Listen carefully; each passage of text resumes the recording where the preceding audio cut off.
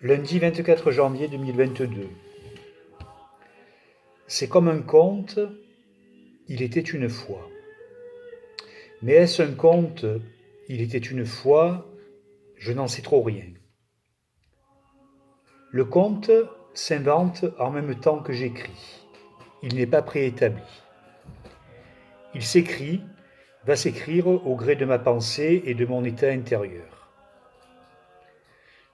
C'est comme lorsque je racontais Le mangeur d'étoiles aux enfants, tous les quatre allongés dans l'herbe. C'est comme un conte Il était une fois qui naît en direct de mon encre. Lorsque je vous lirai tout à l'heure, lorsque je vous le lirai, vous le découvrirez. Existant, valant ce qu'il peut valoir. Mais à cet instant précis, il n'existe pas encore. Je commence. Je commence à raconter le conte qui n'existe pas encore.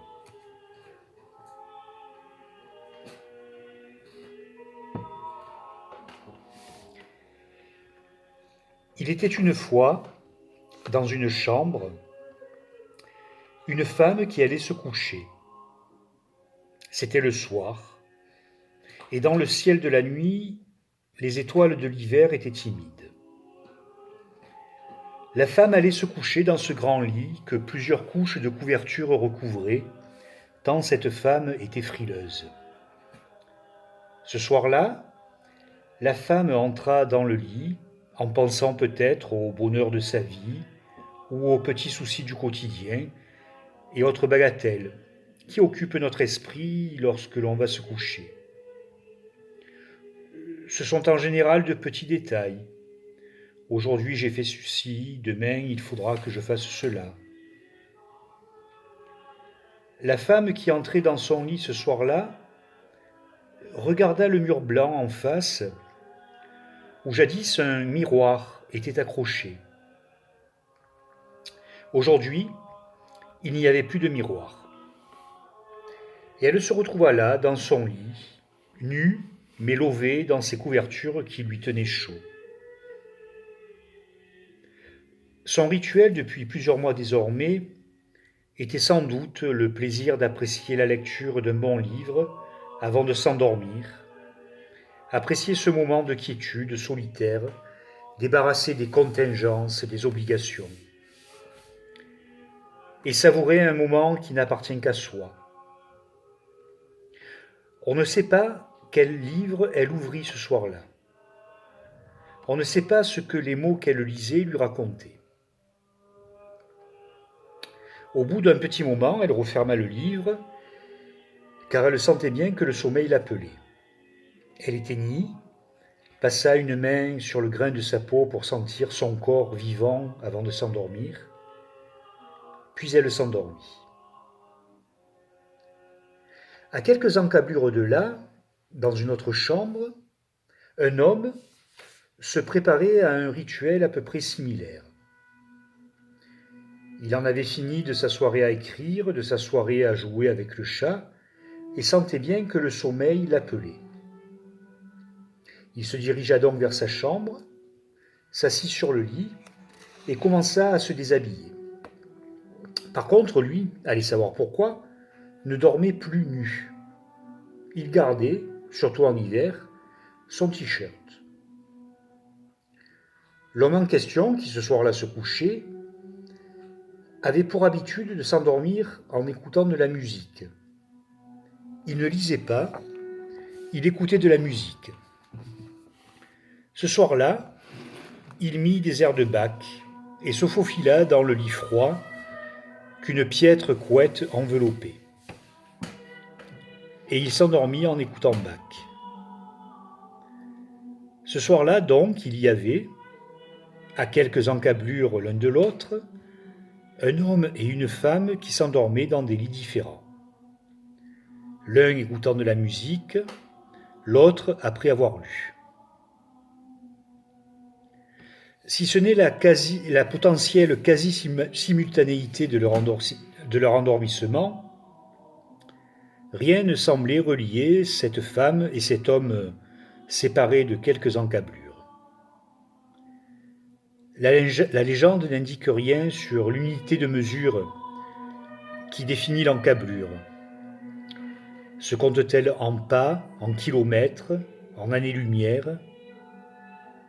Nous n'en savons rien pour l'instant. Donc, cette nuit-là, une femme dormait et un homme dormait. Leurs corps respectifs devenaient lourds de ce sommeil qui les enveloppait. Et ils allaient ainsi dormir, chacun, jusqu'au lendemain matin.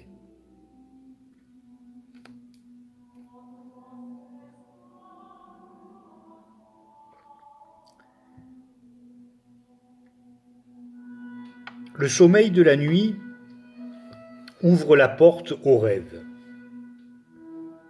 Et le rêve s'invita dans la nuit de cet homme et de cette femme qui dormaient dans des lits différents, à quelques encablures l'un de l'autre. Le rêve qui s'invita chez chacun d'eux était le messager nocturne d'une histoire commune que cet homme et cette femme avaient vécue. Le rêve s'invitait dans leurs nuits respectives, mais il était bien ennuyé. Car lui, le rêve, ne tenait que son rôle de rêve. Et il ne voulait surtout pas prendre parti. Il voulait, si tant est qu'il puisse vouloir quelque chose, simplement suggérer. Et que chacun d'entre eux, l'homme et la femme, puisse décoder ces messages. Il savait pertinemment, le rêve, que chacun des deux, homme et femme qui maintenant dormaient profondément, avait déjà rêvé l'un de l'autre. Sans doute que l'un ou l'autre pourrait prétendre qu'il ne se souvient jamais de ses rêves. C'est très commun comme réaction lorsque l'on fuit. Et sans doute que l'un ou l'autre pourrait aussi prétendre qu'il se rappelle dans le détail les rêves faits. C'est aussi très commun comme réaction lorsque l'on fuit. Et donc, dans cette nuit d'une femme et d'un homme qui dormaient à quelques encablures, le rêve qui s'était invité se retrouvait un peu pris au piège. Mais comme il se souvint soudain qu'il intervenait dans le cadre d'un conte, il prit quelque peu ses aises et fit son coquin. Il s'invita dans la nuit de la femme endormie et lui proposa des tas de situations énigmatiques dans lesquelles l'homme endormi devenait une présence essentielle, retrouvée et aimée. Il fallait bien, se dit le rêve, alors qu'il besognait, qu'elle comprenne à quel point l'homme en question lui était essentiel, à elle, la femme endormie, tant en désir qu'en engagement, qu'en avenir. Puis, il alla titiller l'homme endormi dans ses rêves. Et là, il insuffla des images, des situations énigmatiques qui devaient provoquer chez l'homme qui dormait et ronflait, ceci étant la femme aussi ronflait, des situations énigmatiques dans lesquelles la femme endormie devenait un être secondaire, sans intérêt, et n'interdisait plus que l'homme endormi puisse s'emparer de la vie sans rester prisonnier d'un passé.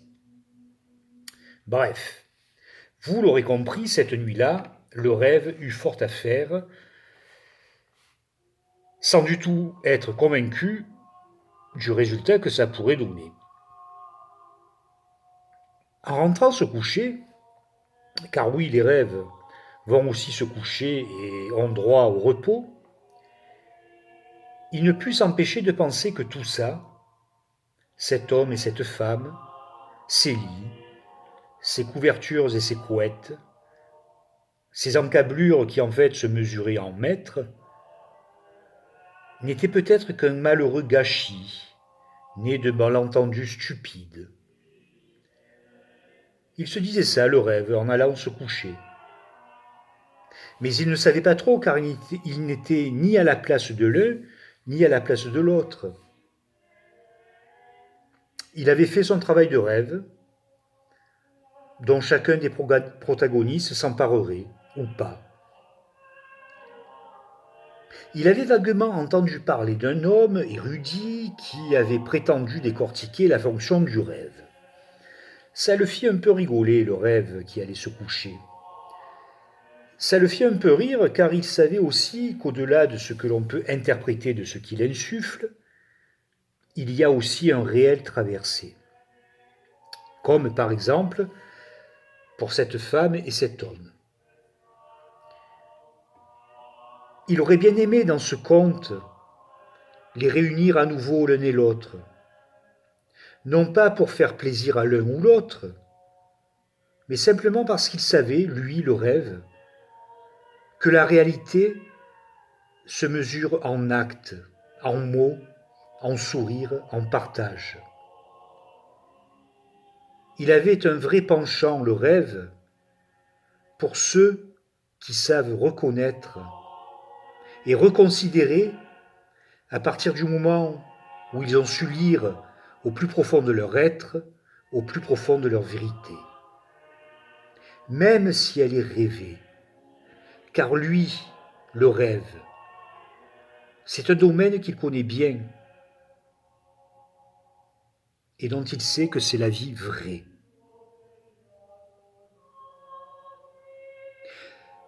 Le conte s'arrête avant la levée du jour, avant que l'homme et la femme ne se réveillent.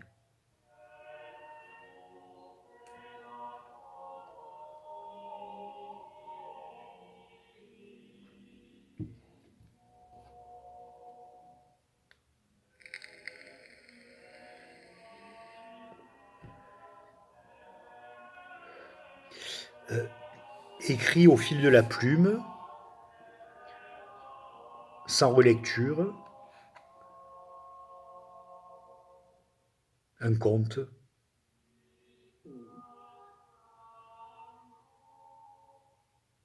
Fermez les yeux.